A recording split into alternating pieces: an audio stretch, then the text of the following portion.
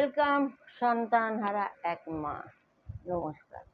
আশা করি আপনারা সকলে খুব ভালো আছেন, আর আমিও আপনাদের জন্য ভালো আছি এবং যতটা পারছি আমি ভিডিও দেওয়ার চেষ্টা করছি। কিন্তু বললাম না, এই যে প্রেশার লো, এই প্রচুর কষ্ট, এত কষ্ট, মানে আমরা তো নারী জাত, এবং শুধু নারী জাত না, কারোর মেয়ে ছিলাম, কারোর দিদি বোন ছিলাম, কারোর মাসি পিসি ছিলাম, এখন সন্তানের মা, কারোর বউ।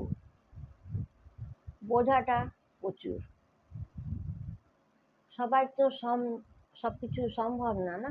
এরকমই ভেবে মায়ের স্টোরিগুলো আমি কেন দিচ্ছি, যে সব ট্রুথ স্টোরি দেবো। যেমন কালকে একটা দিলাম, রজনী দুলের কাছে কাজ করতাম।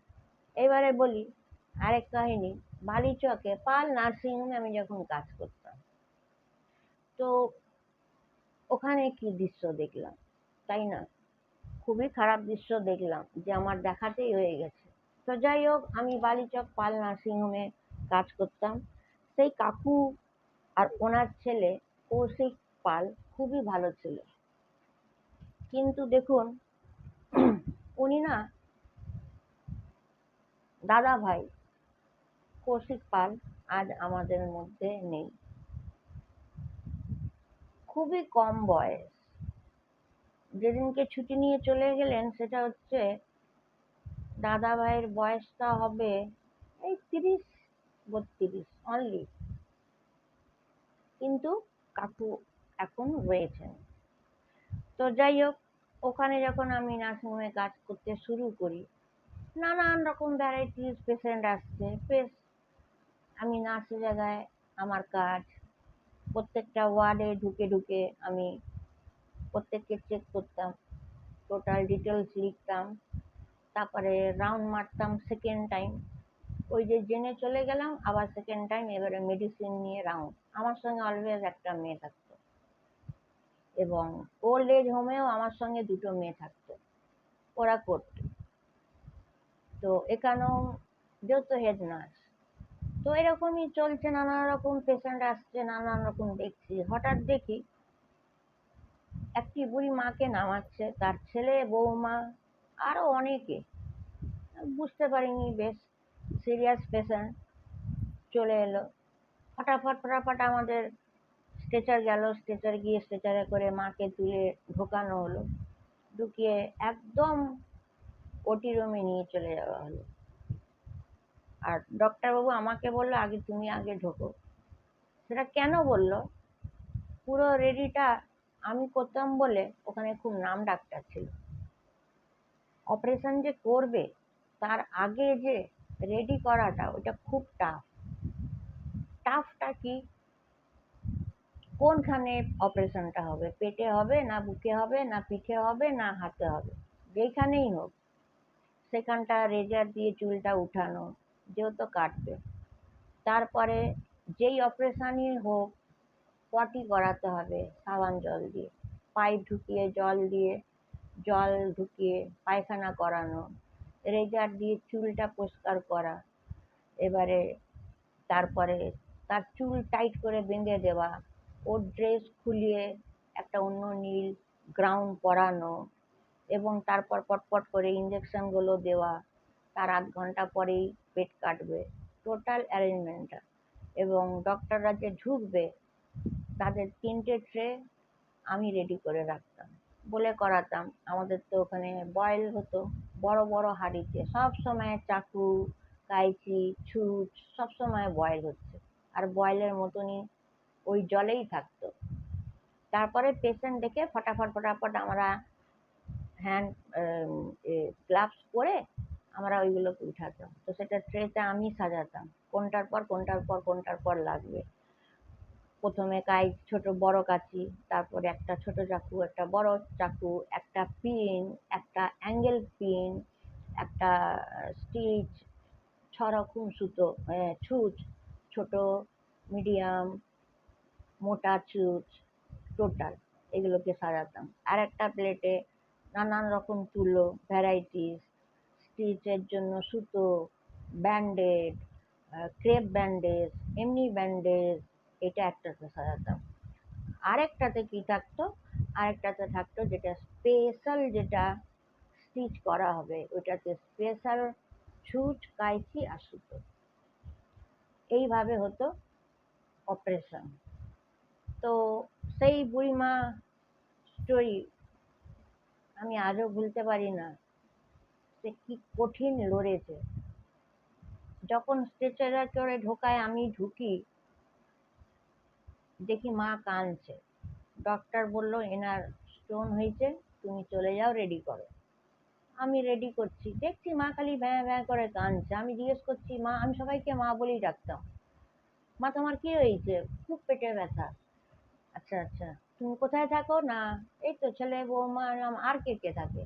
বলে আরো ছেলে বৌমা আছে, আর ভাসুরের ছেলে বৌমা আছে, এরা সবাই আছে। আচ্ছা আচ্ছা, তাহলে তো তোমার খুব হ্যাপি ফ্যামিলি।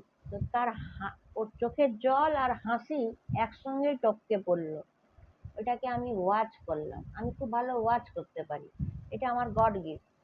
আর আমি সত্যি করে নিজে গর্ব করব না, ছোটোর থেকেই শেখার খুব ইচ্ছা। তো চোখের জল, মুখের হাসি দেখে আমি বললাম, না, মানুষটা দুঃখী।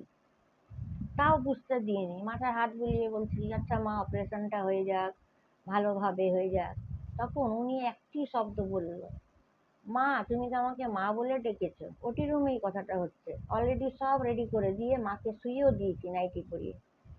আমার হাতটা ধরে বলছে, আমি যখন বললাম, মা আপনি ভালোভাবে আগে অপারেশনটা হয়ে যাক, পরে কথা হবে, আহ, সব ভালো হবে, ভগবান আছে, তখন তার হাত ধরে, আমাকে হাত ধরে কি বলে জানো, যে মা, তুমি তো প্রথম এত সুন্দর মা বলে আমাকে ডাকলে, তো ভগবানের কাছে প্রার্থনা করো যাতে আমি মারা যাই। ভাবুন তো, ওখানে আমার অবস্থাটা কি হচ্ছে। মারা যাই প্রার্থনা করব মানে? কাঁদছে। বললাম, না মা, হিম্মত হারবেন না, আমি বুঝতে পেরেছি সব, আমিও মা। আচ্ছা আচ্ছা, তুমিও মা? বললাম, এই তো সিঁদুর দেখতে পাচ্ছেন না, মানে টুপিটা পরা ছিল তো দেখতে পাইনি, তো টুপিটাকে একটু উঠালাম, তখন দেখতে সিঁদুরটা। এই তো আমি মা, আমি সব বুঝি।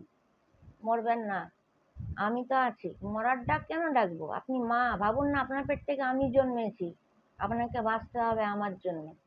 ঠিক এই বলে অপারেশনটা সাকসেস হলো। তারপরে বেডে দেওয়া হলো। আমি কেয়ারিং করতাম। হ্যাঁ, আমি তখন মাকে গিয়ে একটা একটা জিজ্ঞেস করতাম, মা কি বলো তো?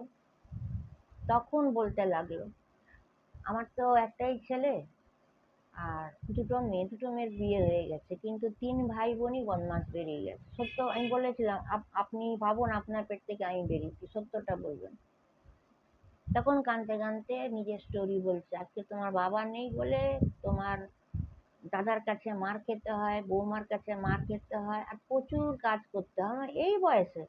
বলছে, হ্যাঁ, ভোর 5টার থেকে উঠে গোবর ঝরা দেওয়া, বাসন ধোয়া, পুকুরে কাপড় কাচা, রান্না করানো। ওরা বলছে ওরা সবসময় টিভি দেখছে, নিজেরা স্নান করছে, ভালো জামা কাপড় পরছে, টাইমলি এসে খেতে বসে যাচ্ছে। আর মা গো, আমি কি পারি, আমার হাঁটুর এই অবস্থা, ভাত খড়িয়ে খড়িয়ে রান্না করতে। আমার কেন, কারণটা কি? বলছে কারণটা একটাই, যে আমি এখনো সই করিনি। আমাকে প্রেশার ক্রিয়েট করেছে। আমার কারা কারা প্রেশার ক্রিয়েট করেছে? বলছে ছেলে বৌমা শুধু না, দুই মেয়েও প্রেশার ক্রিয়েট করেছে, ভাসুরের ছেলে, তার বৌমাও প্রেশার ক্রিয়েট করেছে, মানে 5 জন। 5 জন? বলছে হ্যাঁ। কিন্তু আমাকে অনেক হুমকি দেখিয়েছে, গলা টিপে মেরে দেবো। হুম। কিন্তু জানি না, এবারে গিয়ে আমাকে সই করে দিতে হবে। তখন আমি মাকে বলি, মা না, আপনি সই করবেন না। আপনাকে দেখবেন যত ভয় পাওয়াবে না, আপনার গায়ে আগুন লাগিয়ে দেবো বলবে, আপনাকে বিষ খাইয়ে দেবো বলবে, আপনাকে কেটে দেবে বলবে, ভাববেন না যেটা সত্যি করে দেবে। কেন কি, আপনাকে যদি পুড়িয়ে দেয়, কেটে দেয়, মেরে দেয়, তাহলে তো সম্পত্তি পাবেই না। সইটা তো আপনি করবেন, ওটা তো আপনাকে ভয় পাওয়াচ্ছে। তো বলছে ওই জন্যই তো আমি এখনো সই করিনি। তখন আমি বললাম, তাহলে এখন কেন গিয়ে সইটা করবেন বলছেন? আরে ঝামেলা, এই দেখো না, এখান থেকে যাবো যে কি করে, যে আমার কি হবে আমি জানি না। তো আমি বললাম, আপনার কি সম্পত্তি অনেক আছে? বলছে, হ্যাঁ বাবা জমি জায়গা করে দিয়ে গেছে, বড় বাড়ি আছে, কিছু গয়না আছে। বললাম, দেননি বৌমাদের? বলছে, সব বৌমাদের দিয়েছি, আমার বৌমা কেন, আমার তো একটাই বৌমা, ভাসুরের ছেলের বৌমা সবাইকে দিয়েছি, মেয়েদের গাদা গাদা গয়না দিয়েছি। আমি বলতাম, বাবা করতেন কি? তখন বলছে, বাবার মিল ছিল, চালে রাইস মিল, অয়েল মিল, মানে বিশাল টাকা। তো ওইসব নেওয়ার জন্য এবারে কত বুদ্ধিমানের কাজ করেছে প্রত্যেক মারা শুনুন। এত ঝাঁটা জুতো লাত খেয়ে গেছে, কিন্তু সইটা করেনি। এমনও কি বালিশ দিয়ে মুখ চাপা দিয়ে ভয় পাওয়াচ্ছে, তাও সই করেনি। এটাই ছিল মায়ের জিদ।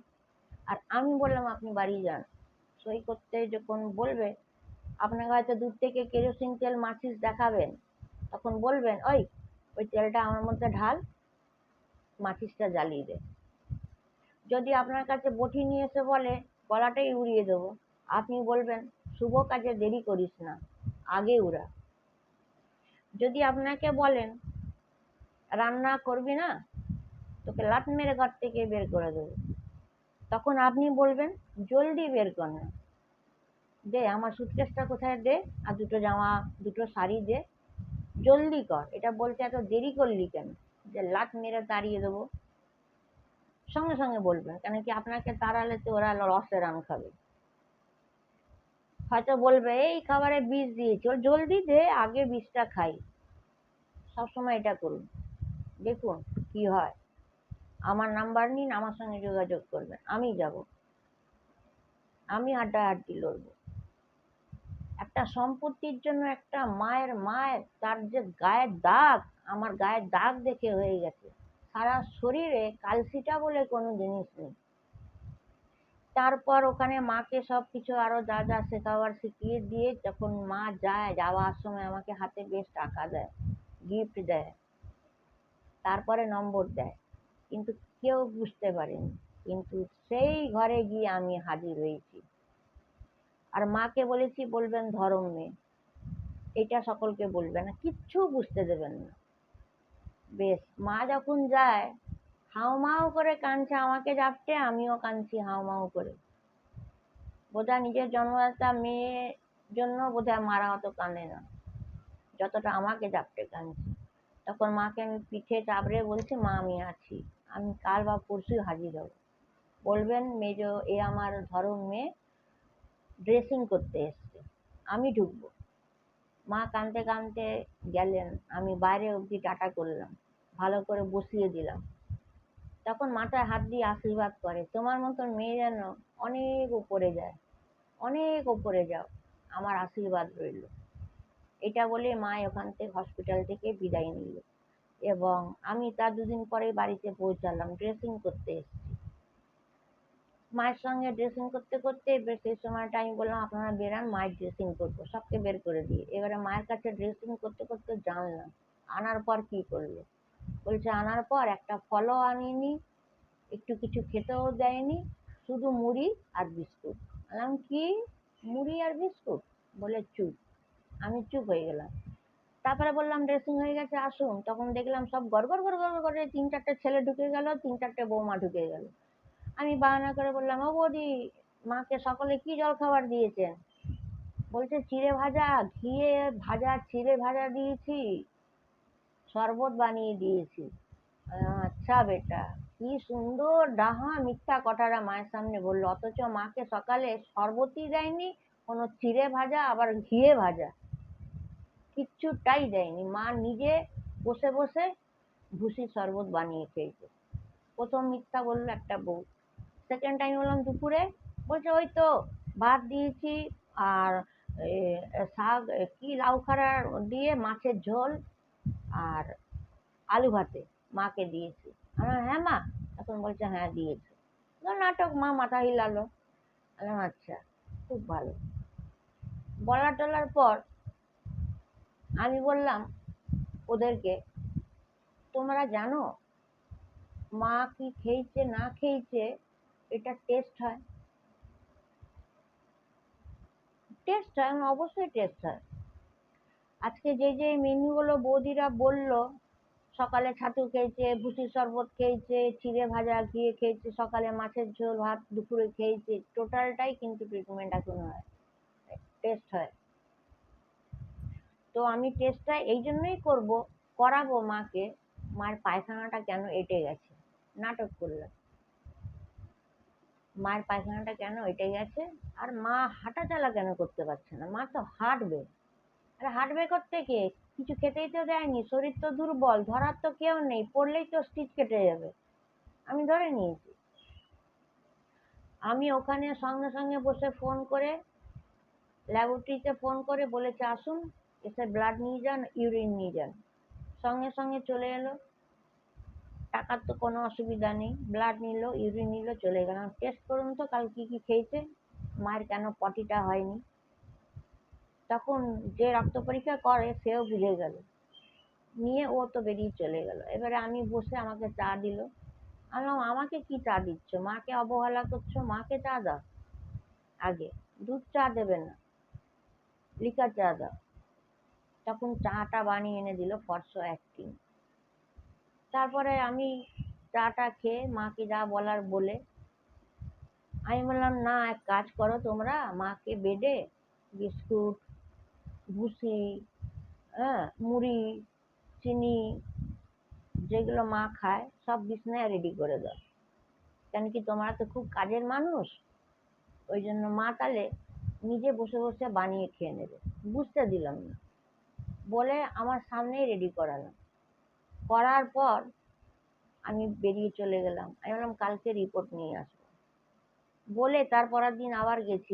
আমি বললাম রিপোর্টে তো বেরিয়েছে এমটি পেট, পেটে তো কিছু নেই, তো কখন দিলেন আপনারা খাবারটা, আপনারা কি ভাবছেন আমি কিছু বুঝি না, আমি এটার জন্যই তো মা বলেছি বলেই লড়তে এসেছি।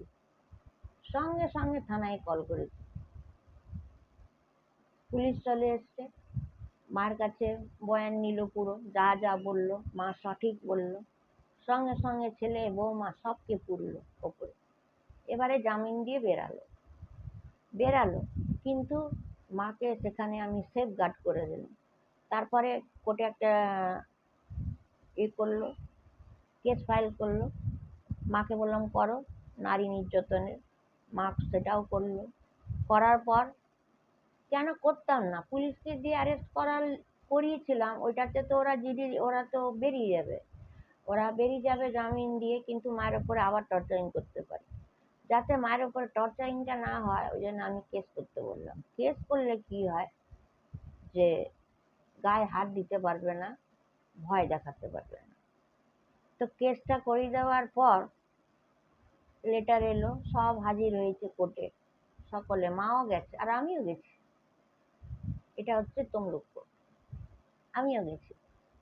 যে উকিল লড়ছে তাকে সব বলে দিলাম, এবং বলাতে সমস্ত ওখানে তদন্ত হওয়ার পর ডিসাইড নিল মা সেপারেট থাকবে, মায়ের গায়ে হাত দেওয়া যাবে না, সম্পত্তির নাম তোলা যাবে না, মা জীবিত। একটা কোনো গায়ে যদি হাত লেখা মানে লাগা যদি দেখা যায়, কোর্ট অর্ডার দিয়ে দিল, যতক্ষণ না মা স্বইচ্ছায় তোমাদেরকে দিচ্ছে অতক্ষণ তোমরা মায়ের পায়ের কাছেই বসে থাকো, আর নাহলে একদম আউট, গেট আউট, ঘর ছেড়ে চলে যাও, বা যদি ওই ঘরেই থাকো তাহলে মাকে রানীর মতন রাখো। এই মা সম্পত্তি নিয়ে ওপরে যাবে না, এই মা তোমাদেরকেই দিয়ে যাবে, আর তোমরা মাকে এরকম করছো। আর একটা পরের মেয়ে সোমা মাইতি আজকে যেখান থেকে দেখে আজ আপ টু কোর্ট অব্দি তোমাদের সামনে, কেন সে কি পাবে, কি পাবে, সেই মা, তোমার মায়ের কি জমি জায়গা পাবে না টাকা পয়সা পাবে, নাথিং।